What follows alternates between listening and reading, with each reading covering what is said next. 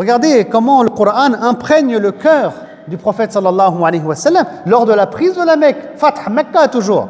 Alors que ses ennemis, les idolâtres, ils sont là, ils sont présents, il y a des regrets, il y a un passif, ils comprennent, ils ouvrent les yeux, mais ils ne sont pas encore musulmans.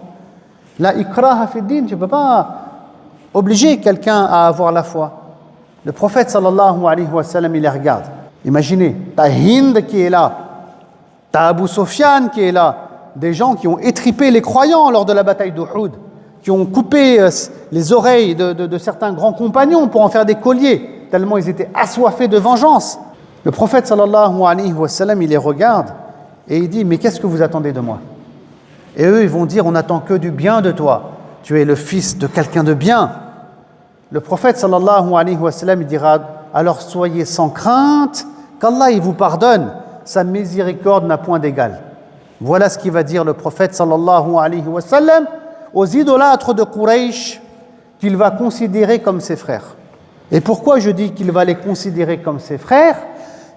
Regardez comment le prophète sallallahu alayhi wa sallam, il est imprégné par le Coran parce qu'il va répéter les paroles de Youssouf alayhi as-salam à ses frères. Vous savez, Youssouf qui a été jeté dans un puits. Lisez la sourate Youssouf, la sourate 12 du Coran. Il a été jeté dans un puits. Ensuite, les frères de Youssouf, ils ont menti à leur père Yaqub qu'ils n'ont rien fait, qu'il a été mangé par un loup. Et ensuite, il a été vendu en Égypte, Youssouf, et il a été en prison. C'est un prophète d'Allah, subhanahu wa ta'ala, qui savait interpréter les rêves. Et Allah, il va lui donner un ministère en Égypte. Et ensuite, on a à peu près 40 ans qui s'écoulent.